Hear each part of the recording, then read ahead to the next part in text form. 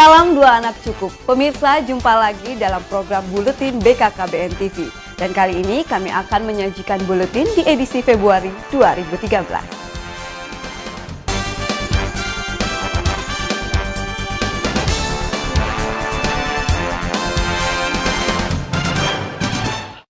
Keberhasilan program kependudukan dan keluarga berencana atau KKB yang telah dicapai selama ini tidak lepas dari dukungan dan peranan media dalam mensosialisasikan program KKB di masyarakat.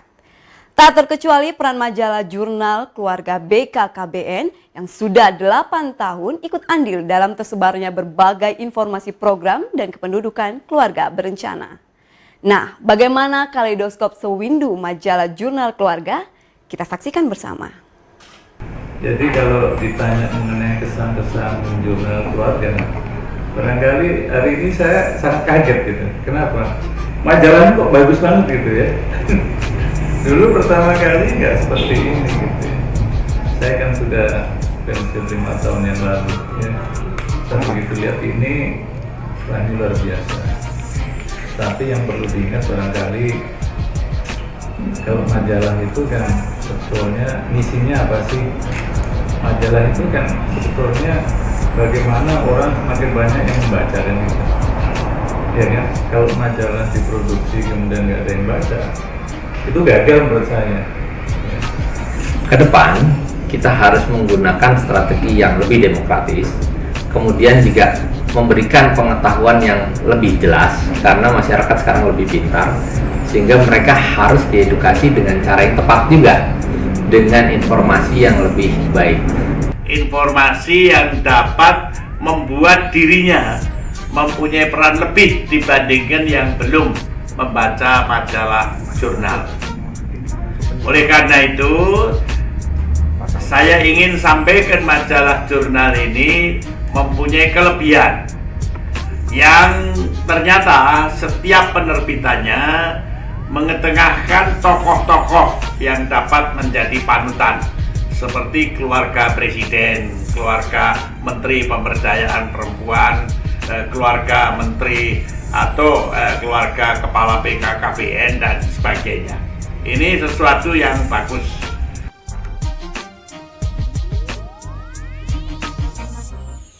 Ya, sewindu sudah majalah jurnal keluarga menjadi salah satu bagian dari sejarah penerbitan di BKKBN.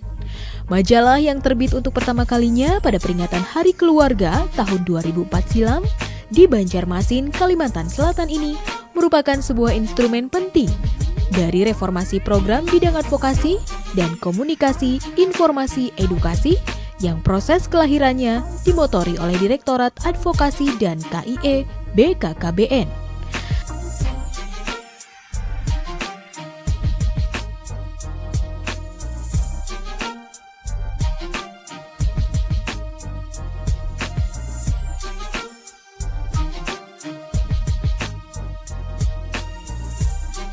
Saya menyambut baik sewindu usia jurnal keluarga yang diterbitkan oleh BKKBN. Saya ingat waktu itu usulan menerbitkan jurnal tersebut adalah pada waktu saya di BKKBN sebagai Kepala BKKBN Pusat. Tentu saya sebagai seseorang yang banyak bergerak di bidang media sangat menghargai itu karena memang media informasi itu sangat diperlukan untuk masyarakat Indonesia secara keseluruhan dan terutama bagi para pengambil keputusan. Nah, sekarang sudah sewindu dan kita melihat tentu jurnal keluarga ini makin maju baik dalam segi penampilan maupun dari segi materi-materinya. Lahirnya jurnal keluarga bukan tanpa alasan. Di samping sebagai media advokasi anggota legislatif, jurnal keluarga merupakan perwujudan mimpi untuk menghidupkan kembali sebuah penerbitan yang pernah ada dan kemudian mati. Jauh sebelumnya, di era tahun 80-an hingga tahun 90-an, ketika program keluarga berencana mulai mati suri, Direktorat Advokasi dan KIE atau Biro Penerangan dan Motivasi BKKBN kala itu pernah mengelola penerbitan serupa yang diberi nama Bina Sejahtera, yang akhirnya tidak terbit lagi menjelang era reformasi. sejak tahun 80 yang lalu ya, kita sudah kembangkan namanya majalah BKBN tadi, namanya dulu Bina Sejahtera ya. Sudah ya dengan sederhana tadi sudah bagus ya, tapi akhirnya mulai tahun 90-an agak tersendat, tetapi tahun 2004 yang lalu sejak Juni ya kita kembangkan lagi namanya Jurnal Keluarga. Ini sebagai salah satu backup untuk mensosialisasikan program BKB melalui media massa yang kita bikin internal BKBN, tentunya kerjasama dengan mitra yang lain. Perkembangan selama 8 tahun ini juga cukup menggembirakan dan ada pasang surutnya ya. Kalau dulu pertama-tama kali mungkin terbitannya masih kertasnya masih ya ini kan masih kayak kertas, apalah kertas koran dan sebagainya, lama-lama ada peningkatan ya. Dalam perkembangannya, meskipun Jurnal Keluarga hanya berhasil menerbitkan 4 edisi dalam setahun, namun berbagai topik menarik berhasil diangkat. Perjalanan Jurnal Keluarga sebagai media informasi program kependudukan dan keluarga berencana cukup berliku. Dan kini di usia yang ke-8 tahun, Jurnal Keluarga memiliki opla sebanyak 6.000 eksemplar yang tersebar ke seluruh provinsi serta kabupaten dan kota di Indonesia. Di sisi lain, Jurnal Keluarga begitu dicintai oleh masyarakat BKKBN. Banyak sekali harapan dan asa, serta saran yang mengiringi pertambahan usianya. Ke depan itu kita harapkan tentunya semakin mantap dan semakin baik ya Pak ya.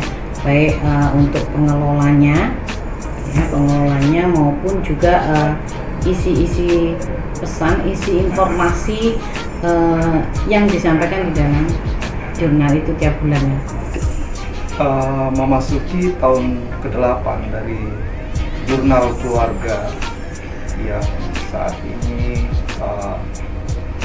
telah berjalan dengan redaksi yang cukup solid dan cukup bagus, dan ini semua tidak terlepas dari upaya-upaya perbaikan, upaya-upaya untuk mengikuti perkembangan zaman, perkembangan program, tuntutan masyarakat, terutama para pengelola program kependudukan dan keluarga berencana terhadap informasi-informasi terbaru, baik itu tentang kebijakan maupun peristiwa-peristiwa pelaksanaan program KKB yang bisa menjadi inspirasi untuk para pembaca di tingkat pusat maupun di tingkat daerah.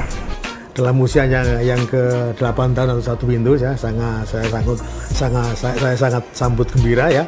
Mudah-mudahan tidak puas di sini saja, ke depan kita tingkatkan ya, baik layoutnya, kemudian materinya, kemudian mungkin juga penampilannya dan sebagainya, juga sebarannya akan kita perluas ya, kalau bisa seluas-luasnya sebagai corong untuk memberikan informasi tentang perkembangan program KB ke masyarakat luas, sehingga program KB mendapat dukungan dari semua pihak.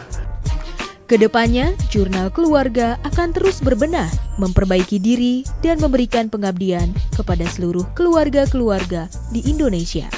Tim Liputan BKKBN TV Jakarta.